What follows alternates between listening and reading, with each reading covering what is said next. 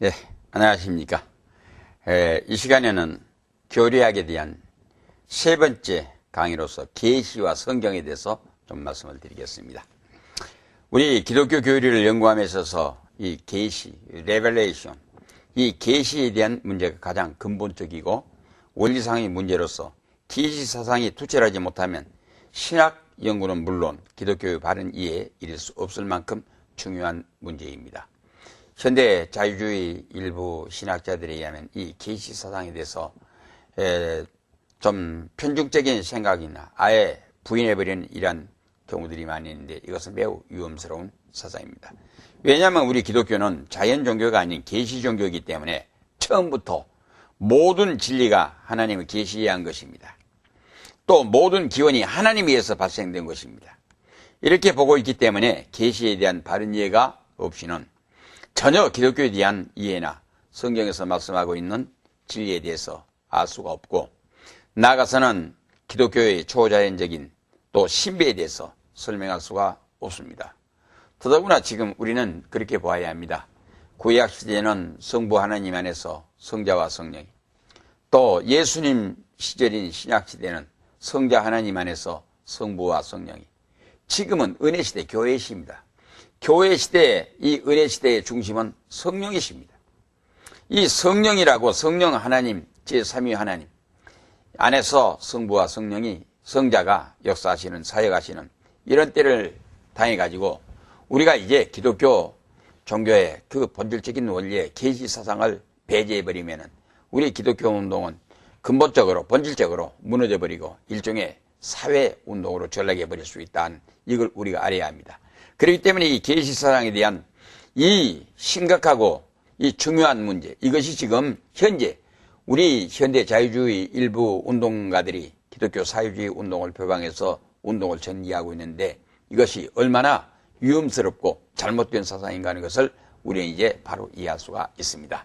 만약에 이 기독교 신학의 계시성과 신비성을 여러분들이 망각하고 이해하지 못하고 있다고 생각하시면 밤을 새워가면서 또는 금식을 해가면서 또는 산에 가든지 예배당에 가든지 한번 하나님 앞에 매달려서 진실한 마음에서 나의 모든 죄악을 내놓고 통에 잡아가면서 기도해 보세요.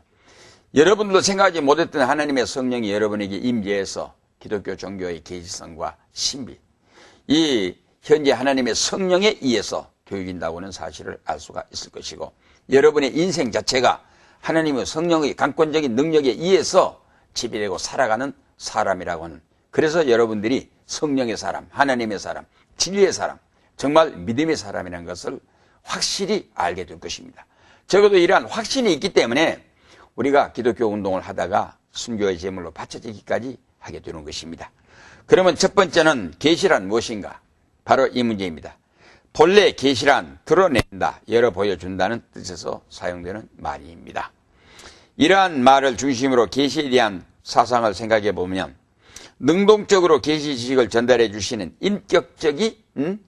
인격적으로 존재하신 하나님이 계신다는 사실과 신적인 계시 지식이 없이는 이해할 수 없는 진리와 사건들이 있다는 것과 또한 계시의 대상으로서 그 계시를 자기 것으로 삼을 수 있는 이성적인 존재가 있다는 사실을 알게 합니다.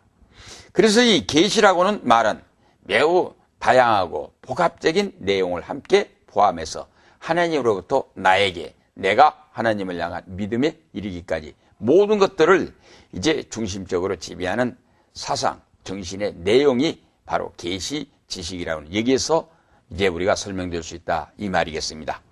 그러므로 이 계시란 곧 하나님께서 인간들에게 그의 존재로부터 시작해서 모든 하나님의 의지와 구원 계획과 방법은 물론 하나님께서 하시려는 모든 것들을 이 계시 지식의 방법으로 우리에게 알려주신다.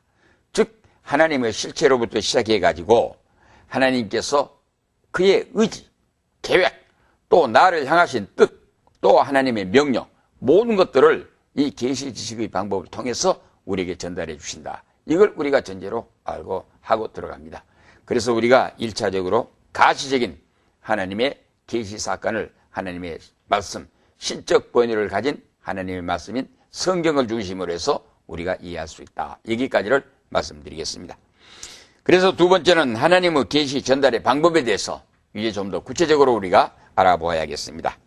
계시에 대한 바른 이해와 함께 하나님께서 인간들에게 어떠한 계시 방법을 통해서 그의 의지나 또는 이제 사역들을 알게 해주셨는가에 대해서 알아보는 것이 우리 교리 연구에 큰 도움이 될 것이라고 이렇게 생각을 합니다. 첫째는 하나님의 계시의 방법이 하나님의 창조에서 드러났습니다. 하나님의 계시는 하나님의 창조 사역을 통해서 1차적으로 나타나셨습니다. 만약에 하나님께서 창조하시지 않았다면 우리는 하나님의 존재 자체에 대해서 이해할 수 없습니다. 하나님의 의지라든가 하나님의 섭리라든가 하나님의 경륜 어느 한 가지도 알지 못했을 것인데 1차적으로 하나님의 창조를 통해서 하나님이 우리에게 계시해 주셨다. 이렇게 우리가 설명할 수 있습니다. 즉 하나님의 창조로 인해서 우선 하나님이 계신다는 하나님의 존재를 드러내셨습니다. 그것이 바로 계시라는 말입니다. 만약에 하나님께서 천지 만물을 창조하시지 않았다면 아무도 하나님의 존재 자체에 대해서 이해하지 못했을 것입니다. 그리고 하나님의 창조 사역은 곧 하나님의 존재와 함께 그 형식, 하나님의 현실적 의미에서 이야기하면 하나님의 섭리입니다. 즉 하나님께서 어떠한 형식의 방법을 통해 가지고 그 형식입니다. 하나님께서 만물을 창조하셨다. 그래서 존재와 형식에 대한 모든 것들이 하나님의 창조 사역을 통해서 드러났다.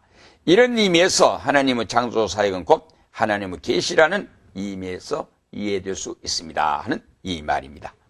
그 다음 두 번째는 제2위 하나님의 성육신입니다. 제2위 하나님이신 예수 그리스도의 성육신, 즉 인카네이션, 사람의 몸을 입었다. 바로 이 말씀은 매우 중대한 뜻을 가지고 있습니다. 예수 그리스도는 성부, 성자, 성령 제2위 하나십니다. 제2위 되신 하나님께서 사람의 몸을 입고 이 세상에 오셨다 하는 이 말씀을 우리가 마태복음 1장 23절에 가면 그랬습니다. 보라 처녀가 잉태의 아들을 낳으리니 그 이름을 임마누엘이라 하리라. 이를 번역한즉 하나님이 우리와 함께 계시다 함이라. 마태복음 1장 21절에서 23절까지 여기에 나온 말씀을 보면 예수를 우리의 구원자라고 이름 지으라고 여기서부터 시작해서 예수님이 이 세상에 오시게 됐던 적극적인 목적을 잘 이제 설명해 주고 있는데 이 제2위 하나님이 사람의 몸을 입고 우리 인간이 되어서 이 세상에 오셨다. 바로 인카네이션입니다. 이 성육신입니다. 이것이 어떤 의미를 지니느냐? 첫째는 하나님의 임재입니다. 하나님이 인간을 찾아오셨다. 그 다음에 오신데 뭐하러 오셨냐? 이제 우리와 함께 계시다 함이라. 동거입니다. 하나님과의 동거. 함께 산다. 그 다음에 세 번째 무엇입니까? 구원입니다. 우리를 구원하시기 위해서. 그러므로 제2위 하나님 예수 그리스도가 사람의 몸을 입으시고 이 세상에 오셨다는 것은 그 자체가 하나님의 계시인데 그것이 지니고 있는 뜻은 하나님의 임재, 하나님과의 동거, 하나님의 구원이라는 세 가지 교리가 그 안에 들어있습니다. 이렇게 우리가 생각할 수 있습니다. 세 번째는 성령의 은사 사역을 통해서 하나님의 계시가 드러나고 있습니다. 지금은 은혜 시대요 교회 운동 시대입니다. 그런데 은혜 시대와 교회 시대의 중심은 제3위 하나님이신 성령이십니다. 모든 초자연적인 사건은 하나님의 성령에 의해서 되어진다는 것을 우리가 알 수 있습니다. 뿐만이 아니라 하나님의 성도들의 관리나 개인들의 신비적인 체험 등 모든 것은 성령에 의해서 되어집니다. 바로 이것이 하나님의 계시적 의미에서 이제 되어진 일이고 또한 삼위일체 하나님의 계시적 수단이요 방법이라는 것을 우리가 알 수 있습니다. 그러므로 기독교 이 신학이나 교회 운동에서 계시의 신비적이고 초자연적인 사건을 배제해버리면 어느 한 가지도 하나님의 요구에 도달할 수 없다는 것을 우리가 알아야 합니다. 그러면 이제 삼위일체 하나님, 성부와 성자와 성령, 성부와 하나님의 창조 사역을 통해서 예수 그리스도의 성육신을 통해서 지금 성령 하나님의 교회운동, 은혜시대의 영적 사건의 모든 것들이 하나님의 계시적 방법에서 되어진 사건이다 하는 것을 우리가 삼위일체적 그 교의 의미에서 해석해 보았을 때 이제 우리 기독교의 계시 종교인 것을 분명히 설명할 수 있고 믿을 수 있다는 말입니다. 그 다음에 이제 우리가 세 번째 생각할 수 있는 것은 계시의 종류입니다. 이 계시에는 어떤 종류들이 있는가 하는 문제입니다.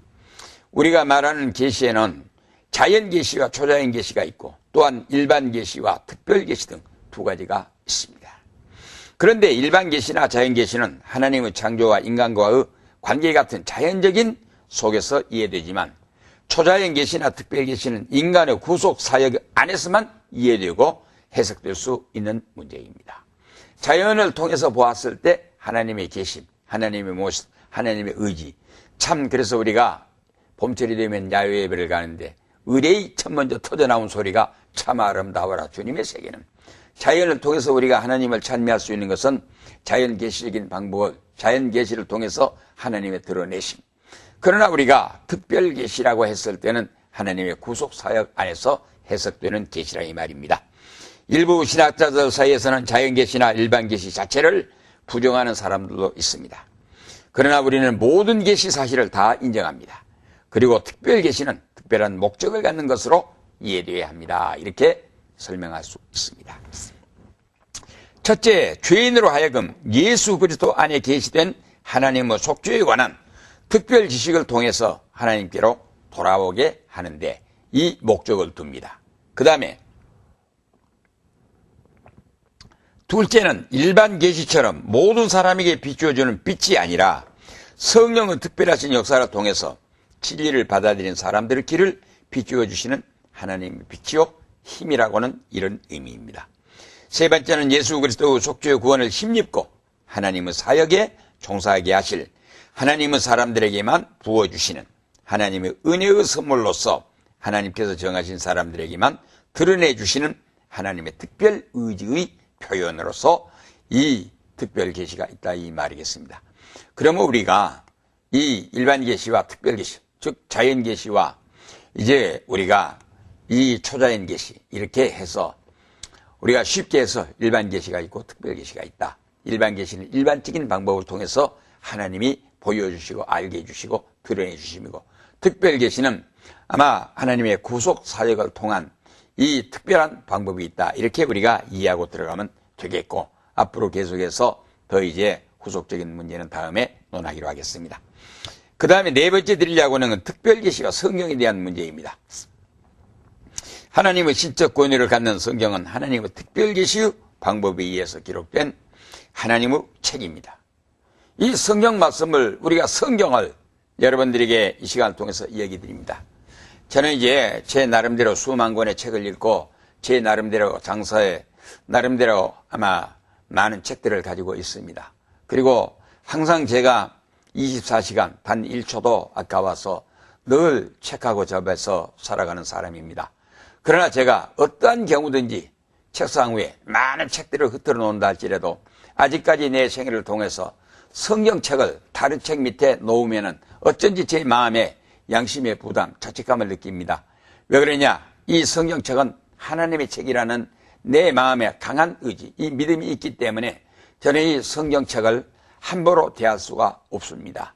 특별히 우리가 교회에서 보게 되면 어린 아이를 가진 엄마들이 성경 찬송을 예배당에 가지고 나와서 그저 찬송을 보여 어린애기 손에다 가지고 노는 장난감을 만들어가지고 찌작찌작 휴지거리면서 짜작짜작 찢어버리기도 하고 아무데나 팽개쳐서 집어 던져놓고 또 집에 가보게 되면은 아무데나 팽개쳐가지고 이 성경책이 찢어진 상태, 날던 상태로 해가지고 이제 먼지 속에 갇혀있는 그런 경우들을 많이 보는데 적어도 우리가 하나님을, 예수를 진실하게 바른 대로 믿으려고 하면은 하나님의 책, 이 성경에 대한 취급 태도부터가 달라져야 하리라고 생각합니다. 바로 우리가 이 성경은 하나님의 생명의 말씀이요, 신적 이 권위를 가진 하나님의 진리, 하나님의 말씀, 하나님의 계시, 하나님의 언약이로 있지 않습니까? 그래 우리가 생명의 양식이라고 하지 않습니까? 적어도 내 생명이 살찌고 윤택함을 받기 위해서는 성경에 대한 취급 태도부터가 이제 달라져야겠고, 여러분들에게 제가 말씀드리겠습니다. 이 신학을 하신 여러분들은 가능한 성경책은 제일 좋은 것으로 구입하십시오. 그래가지고 한평생도록 가슴에 사랑하는 마음으로, 조심스러운 마음으로, 진실하고 정는 믿음의 마음으로 이 성경을 간수하시고 애독하십시오. 그리고 연구하십시오. 그러면 아마 하나님께서 이 성경을 통해서 약속하신 능력과 축복을 여러분에게 부어주시라고 믿습니다. 이런 의미에서 볼 때 성경과 특별계시가 같다고 할 수 있으나 성경은 기록의 완성으로 끝이 나게 되었습니다. 그러나 특별계시는 시간이나 공간을 초월하여 언제든지 하나님께서 필요하실 때에 가능한 하나님의 사역의 방편이요 수단이라는 점에서 성경과 다르다는 것을 우리가 알 수가 있습니다. 다시 말씀드리면 성경과 특별계시가 같다는 것은 하나님의 특별한 방법이었기 때문에 방법에 의해서 나타나는 사건이 기록이었다. 이런 의미에서 특별계시와 성경이 같다고 볼 수가 있겠습니다만 다르다고 한 것은 성경은 기록의 완성으로 끝이 났다. 바로 이것입니다. 그러나 특별계시가 성경과 다르다는 것은 언제 어디서 구약시대나 신약시대나 누구에게나 언제 어디서나 하나님의 특별한 방법에 의해서 동원될 수 있는 것이다. 이런 의미에서 우리가 특별계시와 성경이 다른 점으로 분류할 수가 있겠습니다. 그 다음에 특별계시와 이적에 대한 문제를 좀 말씀을 드려야겠습니다. 하나님 사역 가운데 이적이라는 것이 있습니다. 이 이적은 모든 믿는 사람에게나 누구에게나 베풀어 주신 하나님의 신적 표적입니다. 바로 표호입니다. 사인입니다. 그러므로 이적에 대한 바른 이해가 없이는 바른 믿음에 이를 수 없습니다. 이 지금 교리를 강의하고 있는 제 입장에서 보았을 때 내 평생의 인생의 생애 자체가 저는 이제 하나님의 이적에 의해서 되어졌다고 그렇게 믿습니다. 뿐만 아니라 제가 이적을 체험했던 또 일으켰던 모든 이적적 사건들을 제 혼자만이 아니라 많은 사람들이 보는 앞에서 많은 이적을 체험을 했습니다. 병든 자를 위해서 기도해서 고쳐서 낫았다는 그런 정도가 문제가 아닙니다. 죽어가는 사람 마지막 임종하기 위해서 숨이 헐떡거리면서 껐떡껐떡하는 자리에 들어가가지고 기도할 때에 그 자리에서 일어나가지고 살아서 지금도 살아있는 사람들이 수없이 많이 있습니다.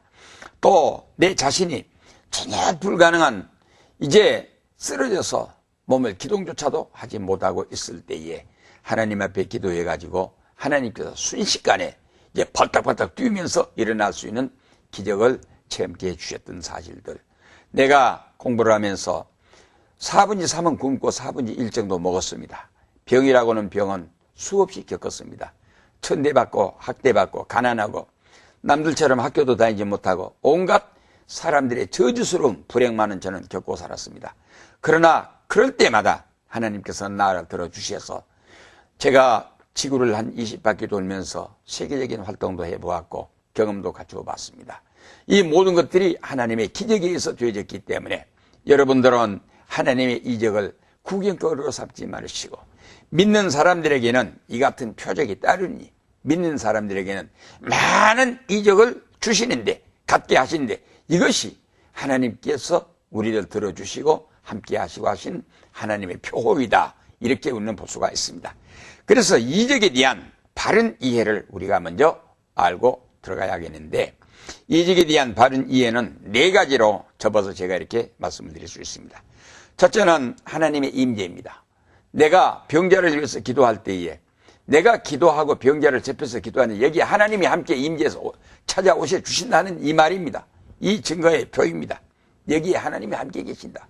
그 다음 2번째는 하나님의 간섭입니다. 내가 지금 병자를 위해서 기도하고 있는데 이걸 직접적이 하나님께서 참여해가지고 간섭해 주신다. 하나님이 함께 나와 함께 내 기도를 받아들여서 동사해 주신다. 들어주신다 이 말입니다. 그 다음에 하나님의 신임입니다. 내가 하나님을 믿고 하나님께서 내가 기도하는 것을 받아주신다. 나에 대한 신임입니다. 내가 하나님 앞에 기도하는 사람, 하나님 앞에 들려주시는 종, 내가 예수 이름으로 하나님 앞에서 이 기적을 행하려고 할 때에 내가 너를 들어서 이 이적을 베풀게 해주겠다고는 하나님의 신임의 표시입니다. 그 다음에 4번째 하나님의 의심입니다. 이렇게 해서 하나님의 뜻을 이룬다 그 말입니다. 여러분 그러므로 우리가 이적을 행했을 때 내가 이적을 베푼다. 내가 이적을 행했다. 요즘에 보게 되면 왕왕 우리가 이런 걸 봅니다.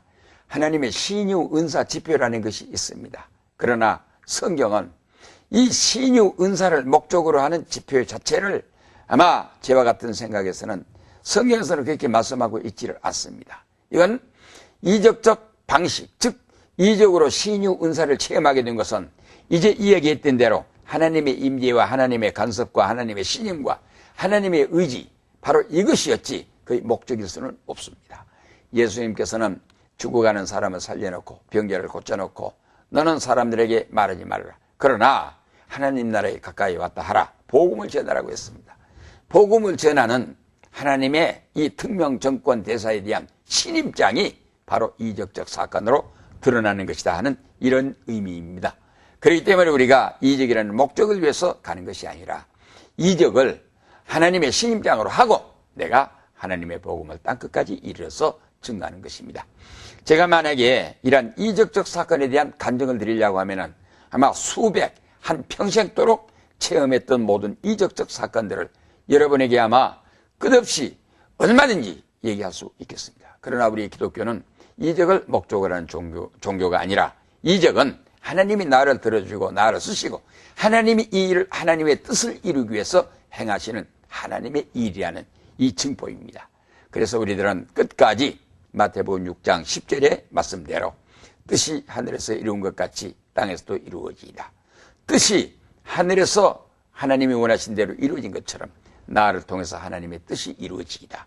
우리 가정을 통해서 우리 교회를 통해서 내가 하는 사역을 통해서 내가 지금 기도하는 이 목적을 통해서 하나님의 뜻을 이루시옵소서.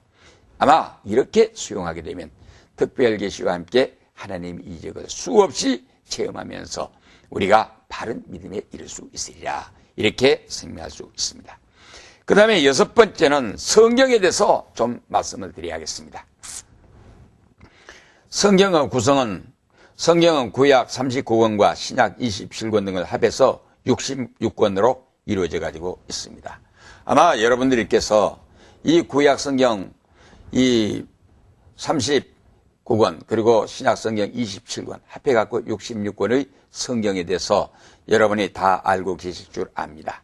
가능하다고 하게 되면은 여러분이 이 적어도 창세기가 50장으로도 출애굽기가 40장이고 마태복음이 28장 되고 이제 마가복음이 16장, 누가복음이 24장, 요한복음이 21장, 사도행전 28장, 로마서가 16장. 아마 여러분들이 성경을 부지런히 자주 읽고 많이 읽으시면은 이런 장수까지도 다 몇 장 쉽게 이해하고 들어갈 수 있으리라고 생각합니다. 저는 아마 부끄러운 자랑 같습니다만은 1년에 성경을 그래도 지금 기준에서 보았을 때 1년에 500번 이상 읽자고 하는 주의입니다. 하루에 2번만 읽더라도 600번 이상을 읽을 수가 있습니다. 그래서 제가 마음속에 원하는 것은 1년에 성경을 한번 천독을 해보고 싶은 욕심을 갖습니다만은 제가 이제 자신 있게 못하는 것은 하도 일이 많고 쫓기기 때문에 내가 스스로 나와 하나님 앞에서 약속을 해놓고 지키지 못하면 어떻게 하느냐 그런 그 두려운 마음, 조심스러운 마음에서 못할 뿐이지 제가 제 생애에 기회가 되면 1년에 한번 천독해보고 싶은 생각이 납니다. 첫 번째는 성경 한번 읽는데 한 5년 걸렸습니다. 그렇지만 지금은 40분, 앉아서 읽으면 한 40분, 아마 지하철 타고 다니면서 읽으면 한 50분 내이면 신구약 성경 한번 읽을 수 있을 만큼 계속해서 평생토록 이렇게 성경을 읽다가 보니까 성경을 펼쳐들면 눈앞에 한눈에 초롱이 한눈이 거의 다 들어올 정도로 이렇게 숙달되어 있습니다. 그래 우리가 성경에 대해서는 먼저 열심히 읽으십시오. 사랑하십시오. 또 믿으십시오. 연구하십시오. 모르는 거 있으면 여러분들이 명상하십시오. 그래서 먼저 하나님의 말씀에 대한 신적 권위를 인정함과 동시에 성경을 향한 이제 적극적인 애착심을 가지고 성경에 임하게 되면 여러분들은 성경을 통해서 주어진 이 바른 믿음과 함께 성경에 약속된 축복과 능력을 힘입을 수는 하나님의 사람이 될 것 믿습니다.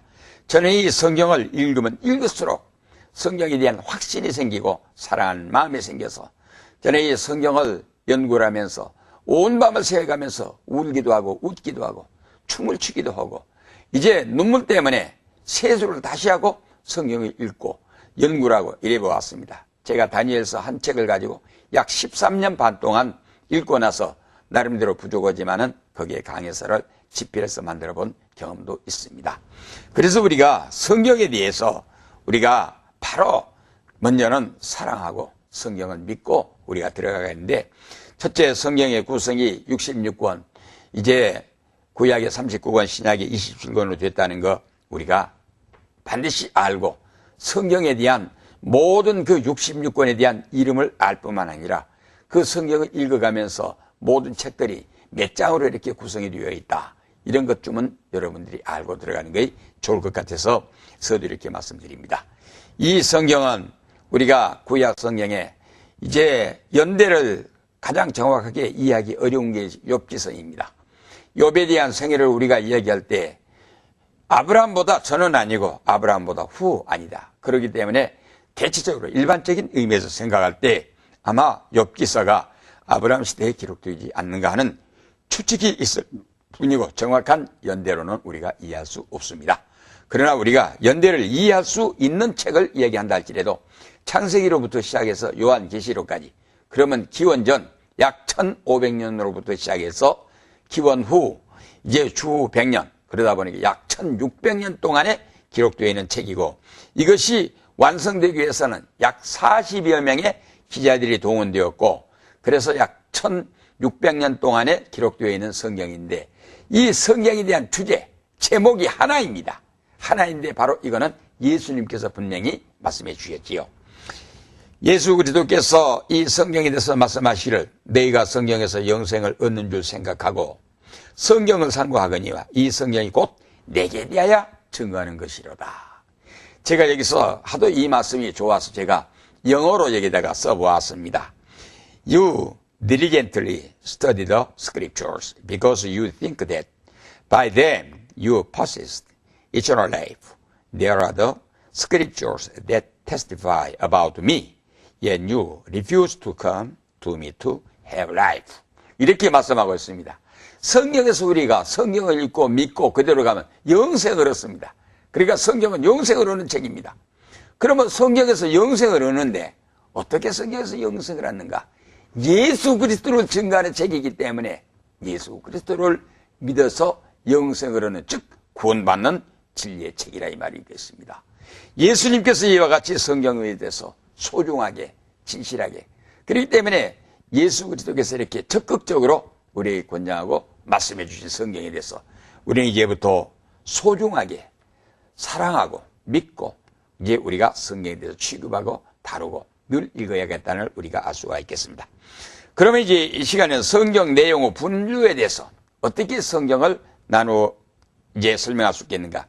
구약이나 신약 성경은 다 같이 그 구성 내용이 있어 비슷한 공통점을 가지고 있습니다. 그래 내용을 분류하게 된 첫째는 구약과 신약으로 나누고, 구약과 신약이 각각 내용을 5가지로 분류를 해놓고 있는데, 첫째는 모세 오경을 율법서 5권으로 분류합니다. 그 다음에 역사서, 이제 우리가 여호수아로부터 시작해갖고 에스더까지 해서 12권을 역사서로 우리가 분류를 합니다.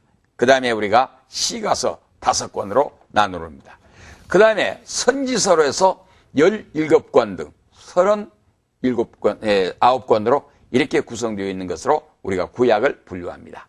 마찬가지로 신약 성경은 사복음, 그러니까 사복음이기 때문에 마태, 마가, 누가, 요한에서 이 사복음 4권입니다.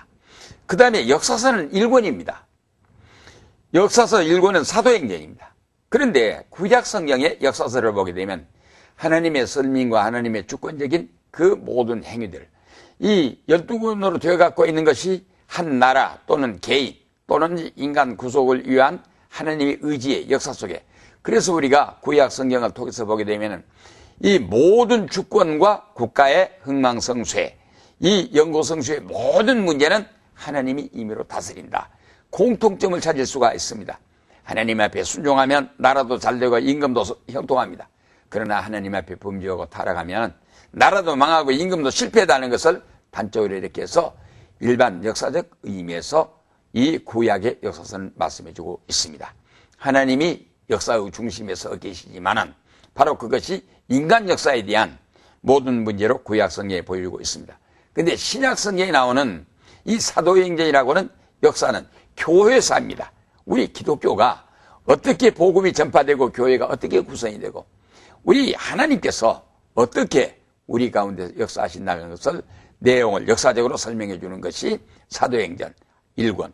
그 다음에 서신이 21권이며 로마서에서부터 히브리서, 이제 요한 3서, 유다서까지 해서 역사서, 그 다음에 계시록 1권 합해서 27권으로 되어 있습니다. 물론 구약 성경이나 신약 성경 모두가 다 더 자세하게 세분해서 생각하면 구체적인 다른 분류의 방법이 있습니다만은 전문적인 별로 나눠서 생각할 수 있는 것을 다음에 기회 시간 난 대로 공부하기로 하고, 오늘은 이와 같은 의미에서 성경을 분류합니다. 여기까지 해서 3강을 마쳐드리겠습니다. 감사합니다.